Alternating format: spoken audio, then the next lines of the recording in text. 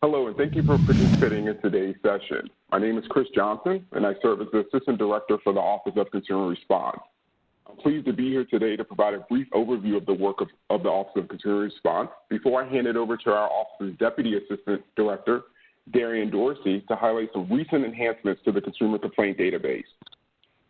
In September 2019, Director Kraninger announced a series of planned enhancements to the Bureau's Consumer Complaint Database. These enhancements included working to develop modern data visualization and trend analytics tools that will make it easier for consumers, researchers, advocates, and other stakeholders to explore the data and quickly look at the data in a clearer and more powerful interface. Over the past year, the Bureau has worked to deliver new capabilities, such as geospatial mapping, released in April, and today's release, trend visualizations. As we transition to the next slide, the Office of Consumer Response supports the Bureau's mission by collecting, investigating, and responding to consumer complaints, which is among one of the 6 statutory primary functions of the Bureau. We facilitate the centralized collection of, monitoring of, and response to consumer complaints regarding consumer financial products and services, and we maintain procedures to provide timely responses to consumer complaints and inquiries. We often describe our work in the Office of Consumer Response as we do 3 things in service to the American public. We answer questions, we handle complaints, and we share data and insight.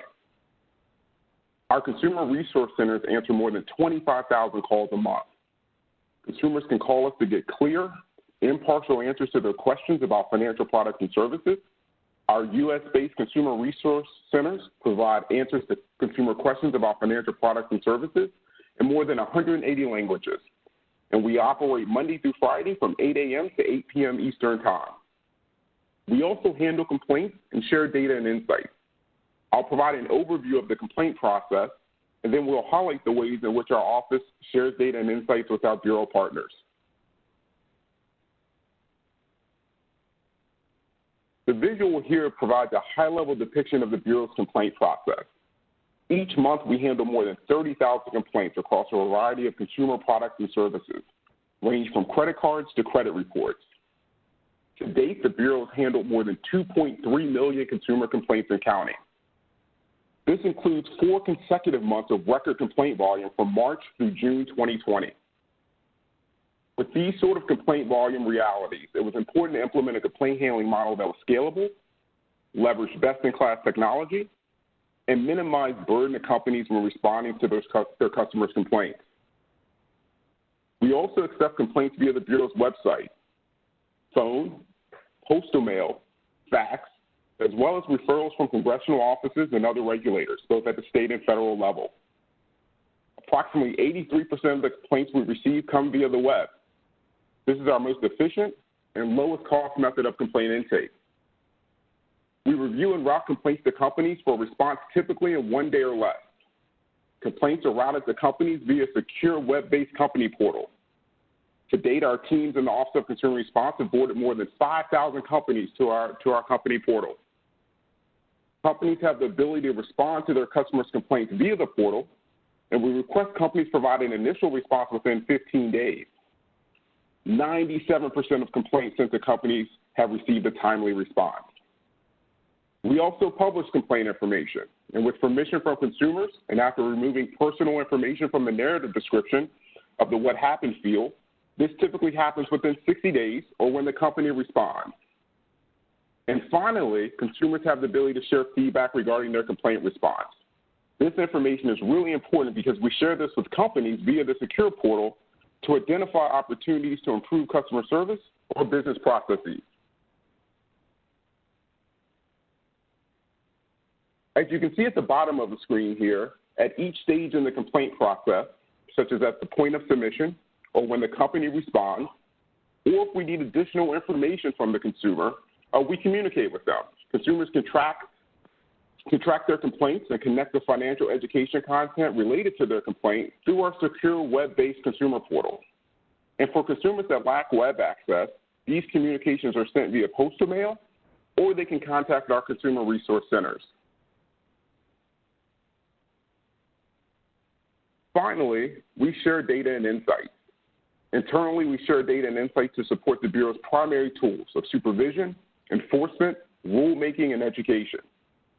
With that, I'll hand it off to Deputy Assistant Director Darian Dorsey to provide an overview of the Bureau's suite of complaint analytics tools, and lastly, a demonstration of our new trends visualization capability that went live today. Thank you, Chris, and thank you all for joining us today. As Chris mentioned, we have many internal tools that we use to analyze and monitor complaints. These are just 5 examples. The first is Explorer, where users can filter and search complaints to identify and understand issues down to the individual complaint level. This is similar to the searching and filtering available today in the public-facing consumer complaint database. We also have a geospatial tool that we use internally, where authorized users can view complaints on a map to understand what's happening at a more local level. We have a trends capability where users can view complaints over time to gain insights into trends. And then we have an advanced analytics capability where users can spot statistically significant changes in complaints to prompt additional analysis and investigation. Lastly, we have interactive reports where users within the Bureau can quickly generate summary reports to inform their discussions. These tools and other analyses help ensure that near real-time complaint data can inform the Bureau's work to regulate consumer financial products and services under existing federal consumer financial laws, enforce those laws judiciously, and educate and empower consumers. As Chris touched on at the beginning of today's event, last September, Director Kraninger made an announcement that the consumer complaint database would remain public, and that we'd be making a series of enhancements to add some of the tools that are so useful to the Bureau's work to the public consumer complaint database. You will recognize these same types of features that are available inside the Bureau to our staff are also now available to the public. This information enables the database to both fairly and accurately present the data that we have and adds new functionality. With the addition of trends, the public can filter and search complaints to identify and understand issues down to the individual complaint level, view complaints on a map to understand what's happening at a more local level, and now, as of today, view complaints over time to gain insights into complaint trends. We've made these enhancements with input from stakeholders. I just want to show a timeline just to show the evolution of the database. Over the past couple of years, we've sought to improve the usability of the database. We added a search functionality that I will touch on in just a moment in the demo back in November of 2017. Users can search, sort, and filter complaint data. In March of 2018, the Bureau issued a request for information, or an RFI, about the Bureau's public reporting of consumer complaints. The Bureau sought comments and information from interested parties on the usefulness of complaint reporting and analysis, as well as specific suggestions or best practices for complaint reporting. In response, we received more than 25,000 comments. In September of 2019, Director Kraninger announced that the Bureau would continue the publication of consumer complaints, data fields, and narrative descriptions from complaints through the Bureau's consumer complaint database, while making enhancements to the information available to users of the database. At that same time, that same day, the Bureau expanded the disclosures on the nature of complaints, as well as added some resources for consumers. Within the submitted complaint experience, we now highlight the availability of answers to common financial questions for consumers to help inform them before they submit a complaint. We also highlight for consumers the ability to contact the financial company directly to get answers to their specific questions. We also more prominently display disclosures, making it clear that complaints are published after the company responds, confirming a commercial relationship, or after 15 days, whichever comes first, for example. In April, we added a map feature to the public consumer complaint database. Users can now view complaints by state with the U.S. map visualization.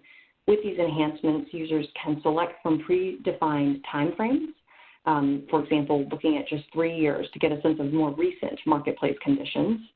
They can also view complaints by population, so complaints per 1,000 population in a state, or they can view total complaints by state. They can also view aggregate information about products and issues consumers submit complaint about. And again, they can build on that and apply word searches and filters to update the interactive map. Earlier earlier today, we added a trends feature. With this addition, users can now view information about complaints sent to companies for response over time. And that is what I'll be spending most of today's demo showing you. So all along the way, from the 25,000 comments, which is represented by that large orange box, to the different conversations we've had with stakeholders all along the way, that has informed these enhancements. And so this information is really helpful in guiding the Bureau's thinking and making sure that it's a useful tool for the public.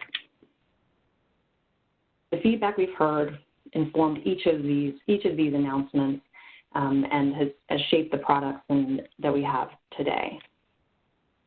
I'm now going to actually pivot to the live demonstration. All right. So I want to take just a moment to help you find the consumer complaint database. We are here on the Bureau's consumerfinance.gov, the landing page for the Bureau's website. And I want to call out two things. First, that there are consumer tools here. So for any consumers listening in on the call today, you will see information here about different money topics and some guides that the Bureau has created. And you'll also see under consumer tools the ability to submit a complaint.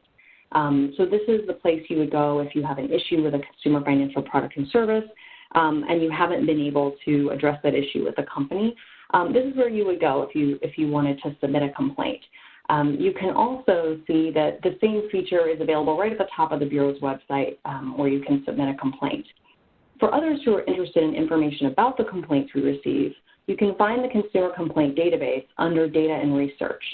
So here you can find research and reports, including, for example, a report we released yesterday, a complaint bulletin, will be found here under Research and Reports. You'll also find the Consumer Complaint Database right here under Data and Research. We'll navigate there now. So this is the Consumer Complaint Database today, and as we note here at the top, the database is a collection of the complaints about consumer financial products and services that we've sent to companies for response. Things to know before you use the database. This is a feature that we added in September of last year to help users understand what they're looking at. So when you come to the Consumer Complaint Database, you're grounded in what the database is and isn't. You'll notice, for example, right here at the top, we note that complaints are published after the company responds, confirming a commercial relationship with the consumer, or after 15 days, whichever comes first. And if you were to click on that little Learn More link, you move down the page and there's much more information around when complaints are published, for example, and which types of companies and which types of products and issues.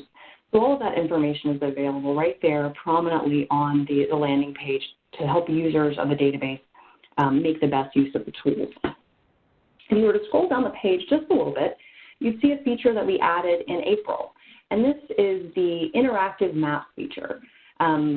A couple of things I'll call your attention to right off the top. You will note here that we have an indicator, sort of an interactive legend for the map shading.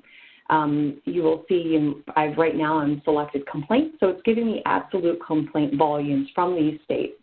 And one of the things that's important, and you'll see this here on the landing page, and you'll see it as I go through the rest of the demo, is that we try to make it really clear what date ranges or what the different filters are that are applied to help users really understand what they're looking at. So for this interactive map on the landing page for the Consumer Complaint Database, you're going to see that this is the last 3 years. So we wanted to give a recent view of complaints. You can always get the historical information, but we wanted to focus people on more recent trends to inform their thinking. That can be really helpful in a lot of situations. And so you'll see the different states are shaded by the volume of complaints. You can also toggle and quickly just a click of a button, update it to look at complaints per 1,000 population. And this is according to the American Community Survey from 2017, and we sort of continually update this as new data is available.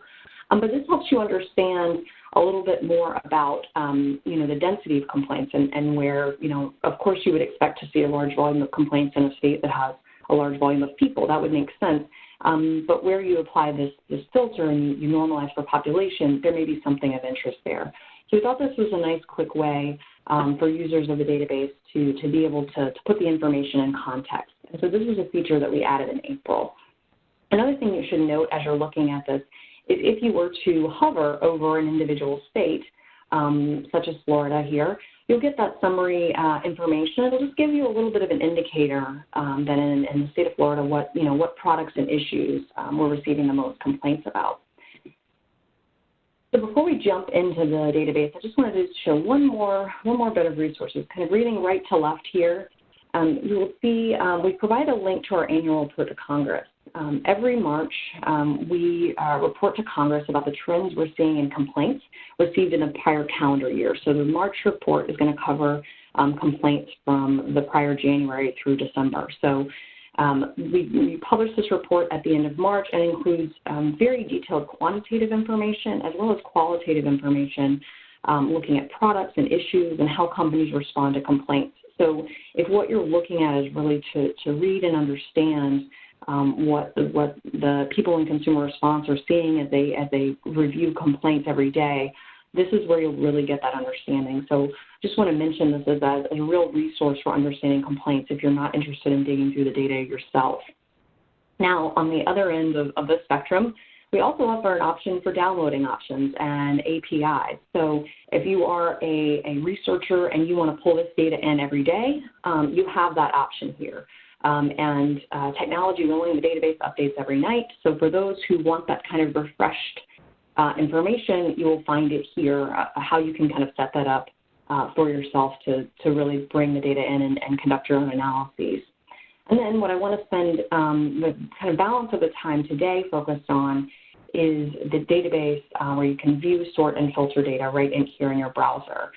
You can also get to the database by simply clicking on one of the states up in the map. So if I wanted to look at a particular state, I could click on that state and it's going to take me directly into the database.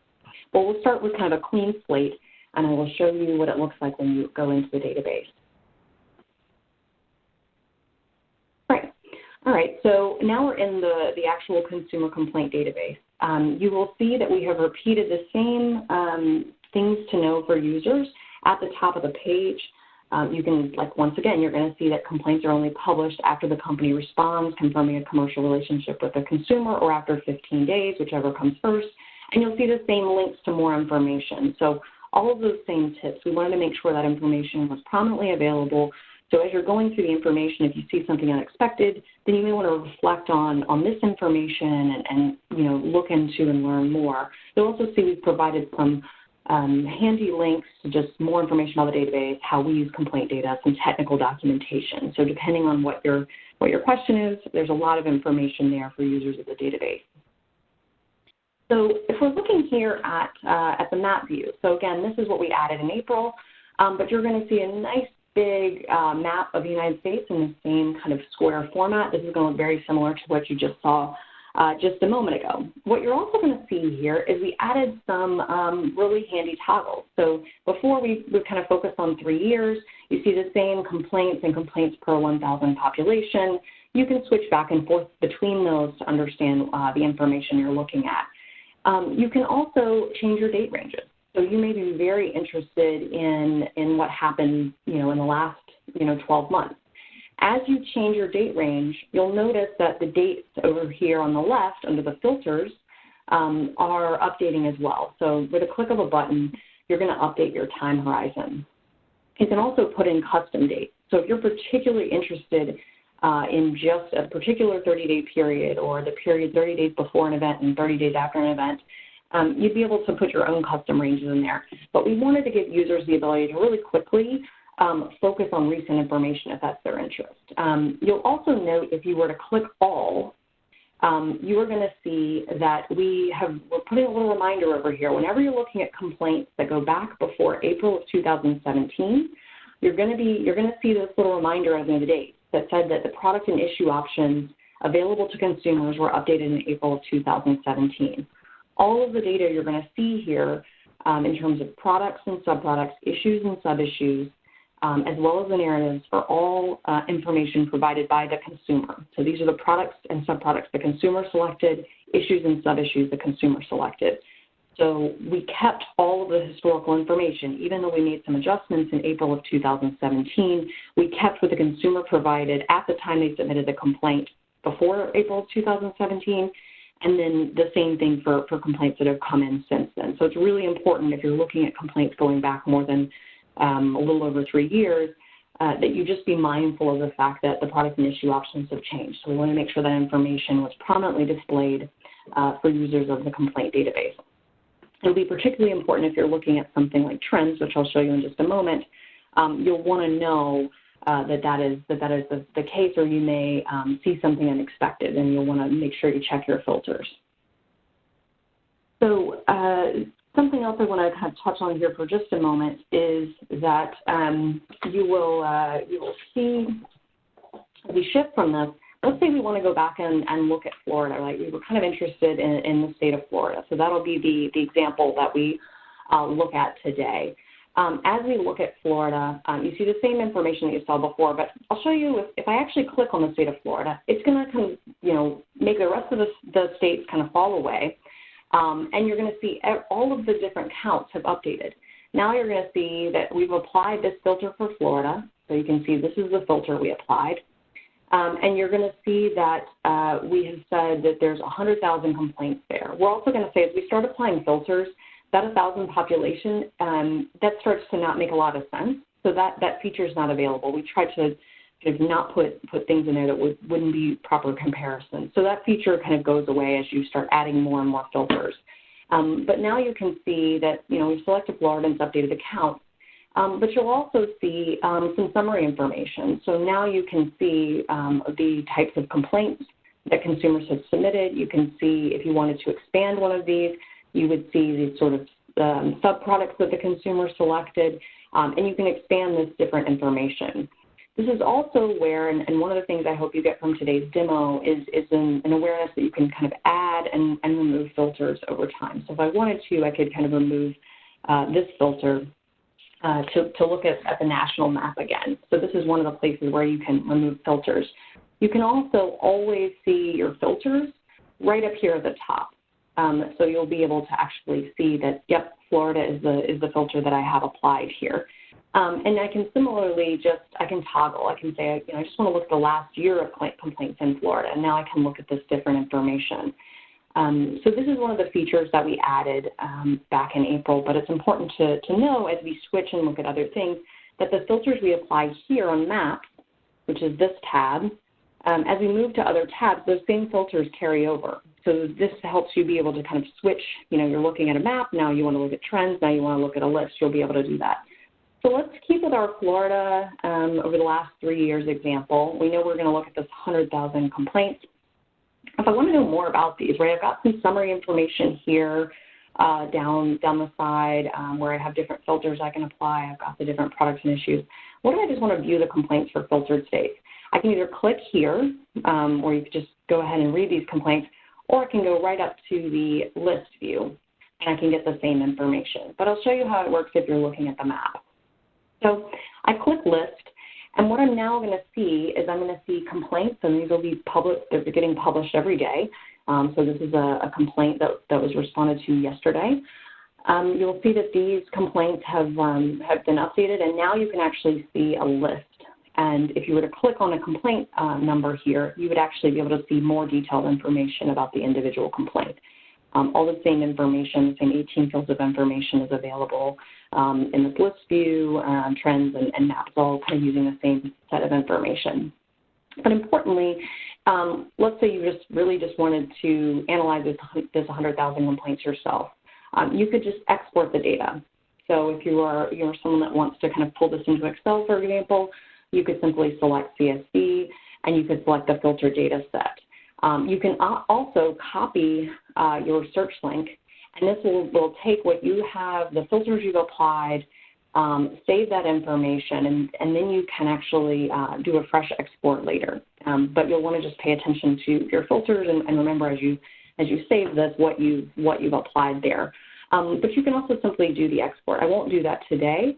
But it'll open it in a CSV file, and you can kind of use it however you need to. I'll also just note that you do have the option of exporting the full data set. This is the nearly 1.7 million complaints that have been published to date. As we note here, it's not recommended due to the very large file size, but nonetheless, it's still there. So if what you're interested in is exporting it, you can get all of that information right there.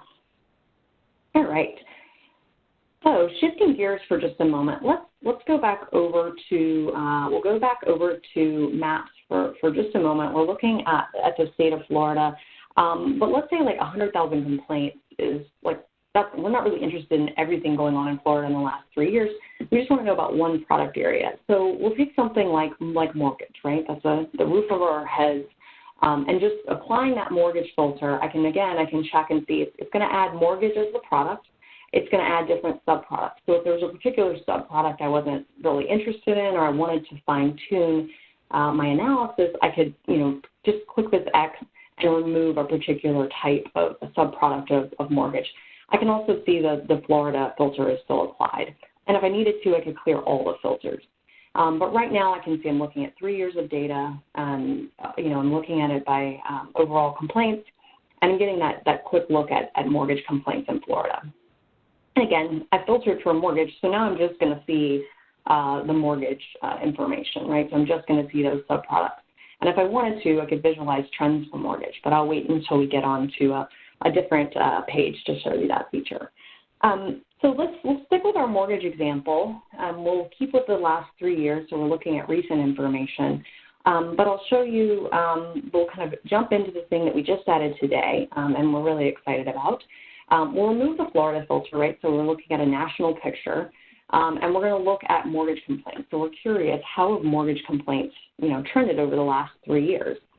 Now it'll keep all of our filters, and we can simply click trends.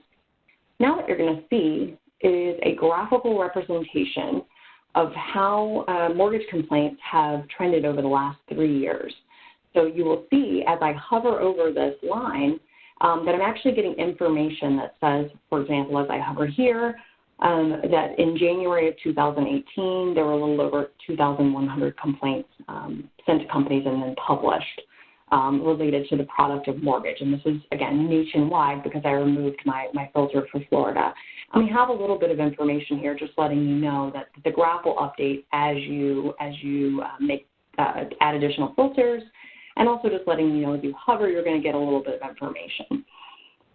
As you continue to kind of scroll down this page, you will be able to see, again, that same mortgage information will be presented here, and you will see, again, that you have this nice summary information. So you can copy this image, or you can just kind of take a look at that. You can also kind of alter this and say, well, what if I look at the last year? Maybe that's what I'm more interested in.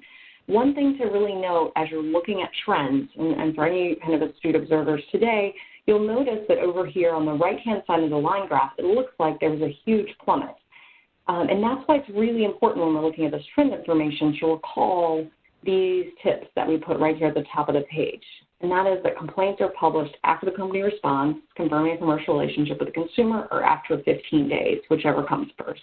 So this is really important when you're to understand when you're looking at the information. Complaints are always going to show a reduction right at the end of the line, where those are going to trail off. But if you continue to kind of scroll down, you'll be able to see some other information. Let's take a look here at the visualizing the information so we can see what kind of issues there are, right? Because there may be something that we're interested in there. If I click that link to visualize issues, now I'm going to see for the last 3 years, how have these different subproducts trended? So now I'm seeing how different types of mortgages have trended, and I'll be able to see that information here. So I can actually see whether there's been some kind of change in the distribution of subproducts. And again, products and subproducts, issues and sub-issues are all consumer provided, and we publish these as the consumer selects them. But you'll see the same information hovering. And the other important thing to note here, again, the right-hand side of the graph, that line is going to trail off. That it has a lot to do with the fact that there's always going to be those 15 days where we give companies the opportunity to confirm that commercial relationship before the information is published. So companies, once they've confirmed that this is indeed their customer, that's when the complaints are published. And what you'll also see is as I'm hovering here, it's going to be updating. So in this case, I'm hovering over April of 2020. And you're going to see it's going to update to this little table to the right-hand side. So as you move off this graph, it's going to remember where you were. And so you will just want to remember that as you're looking at your date range, that depending on where you land will determine how this graph over here looks. And as we continue to scroll down, like I said, you will see the same information, more in an aggregate and less of a time series information. Now, you may have noticed when I came over here that there's an issues tab that emerged. And this is where you'll be able to see how the issues have varied over time. So we're looking at mortgage complaints over the last 3 years, and you're going to see there's a change. Not only is there kind of like a general downward trajectory of complaints about mortgages over time, but you'll actually be able to see the types of issues that consumers are submitting complaints about. So, trouble with payment processes, the top line, followed by struggling to pay your mortgage. And these are also in terms that consumers use rather than classic regulatory terms. But this is how consumers describe the issues and what they select when they're categorizing their issue, in this case with their mortgage. And again, just like with the subproducts, you'll see the same information for issues aggregated at the bottom of the page. So you have the benefit of that information. All right, so we're looking at 3 years. Let's kind of switching gears for just a moment. We'll want to be able to show you how you can look at information and how you can use the word search. So we'll remove the mortgage filter, which is, was applied. Now it's going to just be our 3 years. It's going to still be on that aggregating by product. We're going to look at it by monthly. But let's say I have some particular words that I want to search. And it just so happens I didn't want to be typing for everyone today. And so I went ahead and created a little search string to use today. And I want to show you, before I paste that in, and because it'll start updating the information, I just want to show you that, we're not all kind of users of these kind of querying languages. So we wanted to put these search tips here for you. You'll notice here that we have an and/or search, a wildcard search, some must contain, must not contain. But if you're looking for a specific concept, you'll be able to search the published narratives. Now, I'll pause here just to note that we gave consumers the ability to consent to have their narrative published several years ago. Consumers, typically around 59 to 60% of consumers, when they're submitting a complaint on the web form, will consent and say that they do want the narrative of their complaint published. But that means that some consumers don't. So when you do a word search, you have to know you're going to be looking at a somewhat smaller subset of information because it's really up to the consumer to consent before we'll publish that information. The other thing to note is that, we remove personally identifiable information as well as information that could be used to re-identify the consumer from their narrative before it's published.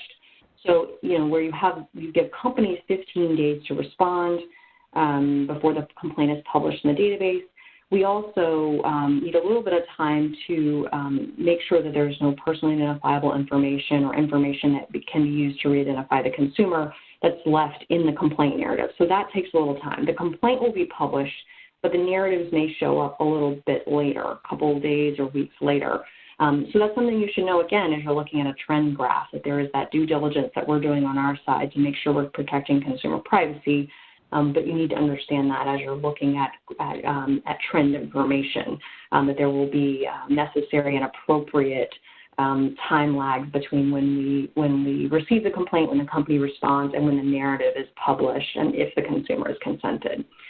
So in this case, with all of that great background, we'll take a look and say, right now, something that's top of mind for all of us is the pandemic. And we're very interested here at the Bureau at how this is impacting consumers' financial lives.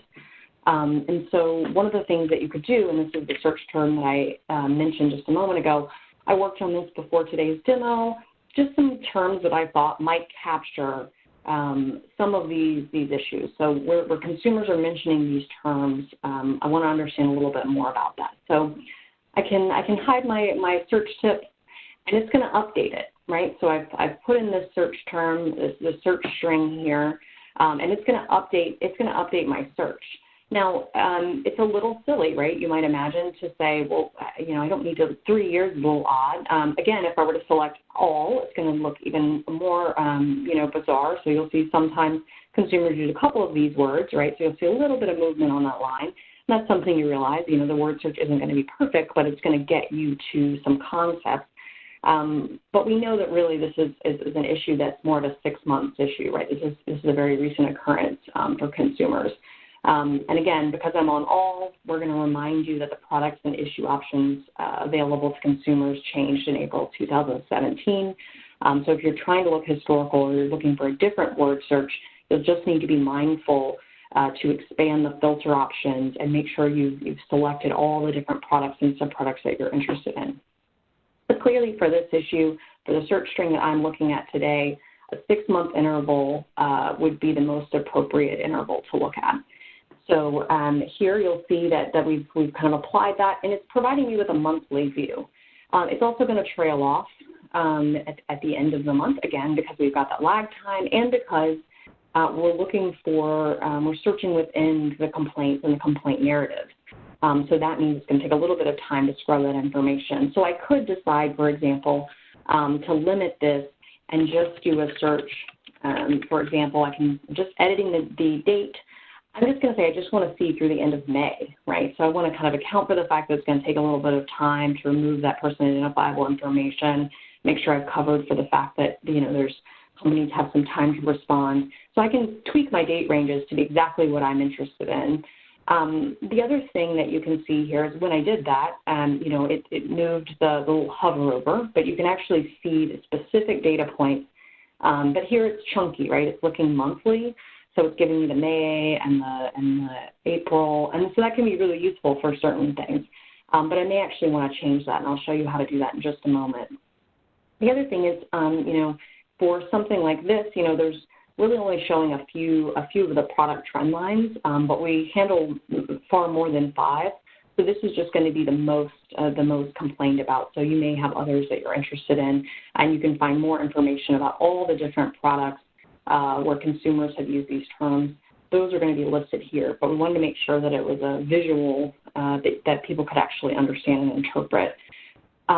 If you're interested in just looking at an area graph, we added that so you have a little bit of that feature. So that may be better for your use or for something you're trying to look at, but it will depend on the information and how much the lines move, how that image will work for you. But it will kind of incorporate the other products into the area graph. Again, as you scroll along, we've got the 6 months, but I made my own little tweaks over here to the date range. But now I can actually change the date interval. So monthly, this is a very fast-moving issue. We may actually want to look by week. And so we've added this date interval option where you can quickly take a look at the information by week and see that. If you were really interested, again, sometimes there are very fast-moving issues, and we certainly look at things at a day-by-day basis at times here in the Bureau. You could also apply a day filter. There's going to be some fluctuation because of weekends and holidays. While we do accept complaints 24 hours a day, 7 days a week, 365 days a year through our public website, not everybody is submitting complaints all the time. So you will see if I were to add a day image, and you would want to be kind of judicious about this, right? You add a day filter to an image like this and you're looking at all complaints, it's going to be a very, very messy image. But you could add day to understand the information and the fluctuations. But again, it just depends on what you're looking for, how useful that will be for your purposes. So we'll leave it on a weekly view. And again, that's kind of just giving you the graph. But as you scroll down the page, you will actually be able to see the aggregate information displayed for the different products about which consumers have complained. You would be able to, for example, if your particular interest was, you've already looked at mortgage and maybe you wanted to look at credit card or prepaid card, I'd be able to look at those issues. I'd also be able to switch back and look at the products and subproducts that consumers complain about. So we see credit card and prepaid card. I could actually expand that and just quickly see that information, and then again be able to visualize information in a little more detail on another page. And lastly, kind of looking at this, we always try to give you the option to show less, and we continue to try to make sure that we prominently label the information. So if you've applied filters, you'll be able to see that information as you kind of go along. And to just clear your search, you can just simply hit the clear button, and it'll take you all the way back out to a kind of a cleared without your search terms. Or you could simply add additional search terms as you go. I want to just touch on, again, review a little bit, and this is just a demo, not a full training. Hopefully it doesn't need a training. Hopefully as you use it, you will find it fairly intuitive to use. There are a lot of features here. We wanted to make sure it served the broadest set of users in the public. So there's a lot of different features here. But I want to just review really quickly. Here at the top of the page, you will see the tips, that important information you'll want to know when you're using the complaint database. And you will also, again, the ability to clear a particular search and see information without those terms. I want to remind you that you'll be able to see the advanced search tips. So if you don't remember, all the different querying language, there are these hints here so you can customize your search for things that you're interested in, and you'll be able to do that. That is going to search from the narratives that have been published, as I mentioned. There's always going to be a little bit of time where we need to scrub the information to remove personally identifiable information and information that could be used to re-identify, and it's going to be those that the consumer has consented to publish. But this can be a really helpful tool for understanding how consumers describe issues in their own words, and to find concepts that are narrower than products and subproducts and issues and sub-issues that the consumer selects. I also don't think I touched on this, but I'll just note here that we're always going to remind you when the data was last updated. This was updated today, so you'll be able to kind of see that. So if there's ever any kind of questions about when it was updated, you'll see that prominently right here at the top.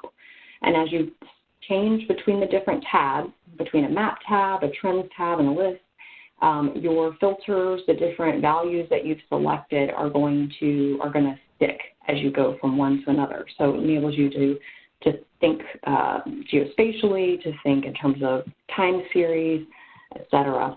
Again, we're going to kind of continually, as we go down the page, we'll be updating counts as you alter your filters. So again, in this case, I've got my date filters, but I can very readily toggle and just say I want to look at 3 years of complaints because that's something of interest. I can go from the area chart to simply a line chart, and we are going to make sure we provide you a little bit of information about what the graph is here. You'll be able to make that quick change and see the information. Again, if you were to look at all complaints, we're going to remind you over here on the left-hand side that the product and issue options were updated in April of 2017. And this is a good reminder. Because I selected all and I had week interval, you all got to see that it's going to take a little bit of time to look back over complaints from 2012 to today at a weekly interval, and to plot that information is going to take quite a bit of time. So that's a good use case for why you might not want to look at something for a week for a very long time horizon. But in terms of the date intervals that you have here, you do have that option to do day, week, month, quarter, or year, depending on what you're interested in. Like I said, you can change your own date range to exactly what you're looking for. And these are just quick buttons that you can click. And every time I'm selecting a new button, it's changing my date ranges, and it's changing the counts of information that I have here. And then lastly, and though I don't have time to cover all of the different features, you can look at an overview. Today we've looked at product, but you can also aggregate by company. That information is also available here, and you can type in the company you're interested, and you can look at the same trend information, which is a useful tool for the public and for companies to kind of see their own information and others in the market. So all of that information is available here. And again, you can kind of hide any of your different filters and move down the page to find exactly what you're interested in. Lastly, you'll see that you can export the data, as I showed you before. Again, this is still a very large file, so you'll want to think about what kind of filters you want to apply before you export that information. But you can readily do that, or you can save the link to create that export again in the future. And then you also have the ability to print. So it will create a nice image of what you have displayed to print and share with others as needed. But again, I wanted to just make sure I kind of covered that information. I think that hits some of the highlights. There's a lot here. I hope you will explore it and find it useful for your area of interest. But you do have these 3 tabs, this 3 information. Again, we added all these tips back in September and made some other, enhancements. But maps was in April, but trends is a thing that's brand new. And lists has been there, but wanted to make sure everybody knows about the ability to do that word search. So going full circle, I will jump back to the Bureau's landing page and just remind you, if you are a consumer and you kind of joined this demo today, I just want to remind you that from our landing page, you can find consumer tools here. And if you're having an issue with a financial product or service, you may find what you're looking for in terms of answers to your questions, or some helpful guides are available here. If you have an issue and you can't really get it fixed, about a consumer financial product or service, such as those that you see here, you will see the option to submit a complaint. And if you're a consumer, again, with that type of issue, it's also available here. If you need help over the telephone, the same information that's available on our website is largely available over the telephone, and our toll-free number is up here at the top of the website as well. But if you're coming back to this later after today's demo and you want to be able to find the consumer complaint database, that is a data and research tool, and it is available here under that data and research tab, the consumer complaint database here. You'll see research and reports. That's where you can find our annual report to Congress from March, as well as the complaint bulletin that we published yesterday. That bulletin specifically looks at our analysis of complaints where consumers have mentioned terms related to coronavirus in their complaints. So if you want to take a look at that, that was released just yesterday, and you will find that here. Lastly, I just want to make everyone aware as we conclude today's demo that there is an additional event this afternoon at 2 o'clock. Director Kraninger will be participating in a virtual coffee break with the National Diversity Coalition and the Asian American Coalition to discuss consumer protections related to mortgages and COVID-related issues. So if you are on the About Us section of our website and you go to events, you will see this event that she will be participating in later this afternoon with all the information of how to participate there. So thank you all for joining us today. I really appreciate your time. I hope that this demo and Chris's overview of our process was helpful to you and helps you think about how the complaint database fits and relates to the complaint process itself, and that you kind of know how to find it, how to find the submit a complaint option, and how to have some basic understanding of how to use the tools that the Bureau's made available through the Consumer Complaint Database. Thank you so much for your time, and with that, we will conclude today's demo.